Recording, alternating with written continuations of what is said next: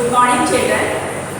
We are studying the second chapter of History of 10th Standard, that is Nationalism in India.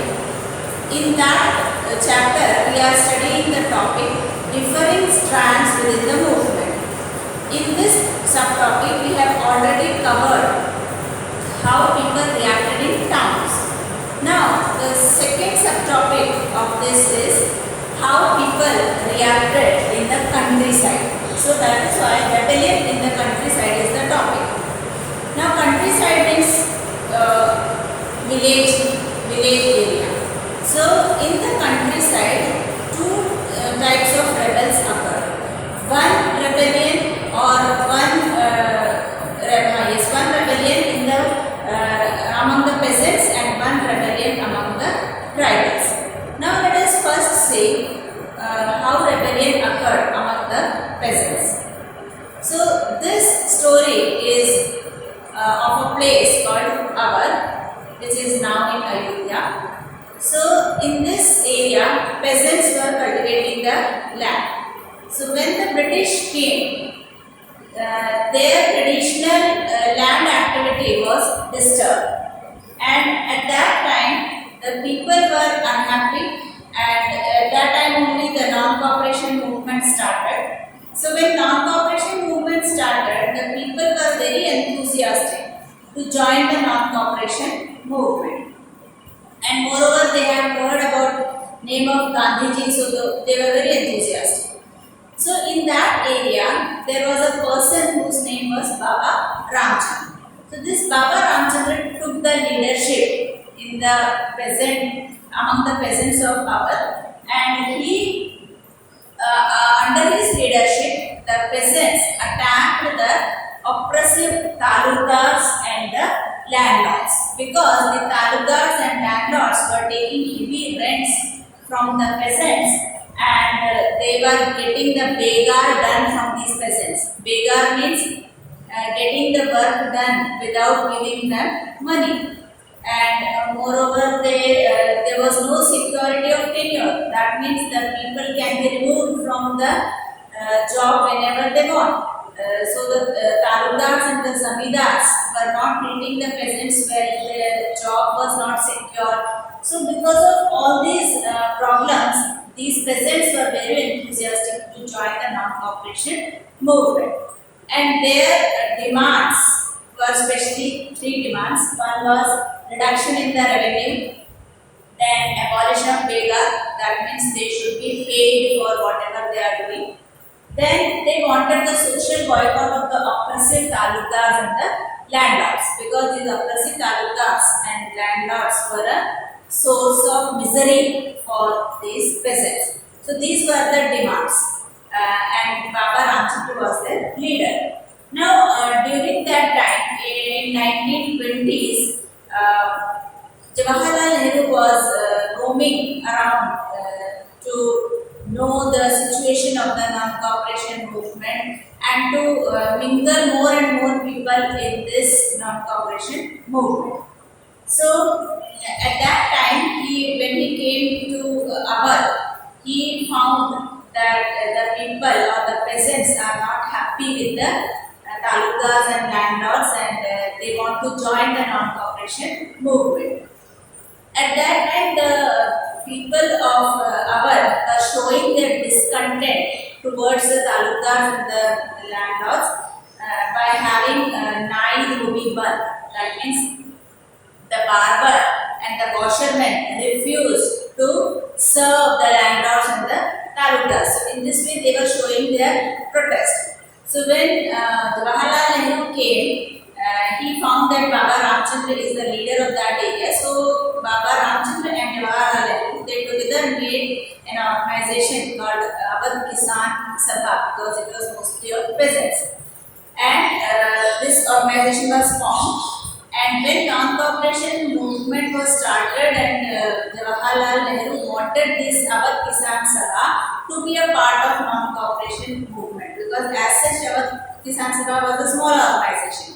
So Jawaharlal Nehru wanted that such small organizations should be part of the bigger movement like non-cooperation movement. So this our Kisan Sabha was incorporated into the non-cooperation movement. But the way things were going on, that made the Congress leadership very unhappy, because every group whosoever participated in the non-cooperation movement, they had their selfish motives. Their main intention was not to remove the British from India. Their intention was their immediate gain. And the immediate gain of the peasants of Awadh was to get rid of these talukas and to these were the demands. So that is what they wanted from this non-cooperation movement. So because this Congress, these people were unhappy, they resorted to violent methods. Violent methods means they attacked the houses of talukas and panchayats. Then bazaars were looted, the grains were taken away and redistributed among the peasants. Then even the local leaders of our area, they told that Gandhiji has told that no tax should be given to the talukas and the zamindars, and moreover Gandhiji has said that land should be redistributed among the peasants, it should be taken away from the land. So this was not actually what Gandhiji said, but they misunderstood or mistook the movement in the way they wanted, and moreover they resorted to violent methods which was totally against the non-cooperation. So this our peasants movement was not liked by the Congress because they were for their selfish motive. And this is the way every group which participated in this non-cooperation movement took it. They always wanted their selfish motives to be fulfilled. In the rebellion in the countryside, we have studied about peasants.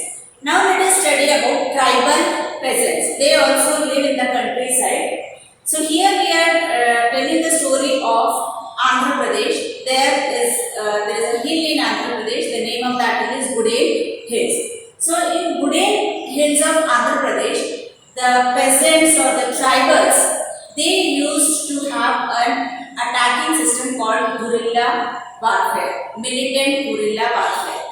You might have studied about guerrilla warfare in 7th standard, where Marathas under the leadership of Shivaji used to have guerrilla warfare against the Mughals. So, same type of guerrilla warfare was used by the tribals of Gudem Hills of Andhra Pradesh to attack the British. Now, why this struggle was necessary? Because when the British came to India, they asked these tribal people not to enter into tribal, and these these forest areas were taken away by the British, and the tribals were not allowed to enter into the forest. They were not allowed to collect the fuel goods, fruits, and whatever traditional activities they were doing in forest, that was denied to these tribals. So the colonial government closed large forest areas, that means entry of the tribals or other people were not allowed in the forest area. So this made the hill people very angry because their livelihood was lost, their traditional rights over the forest was lost. So moreover the British also asked them to do bega. Bega means doing work without money.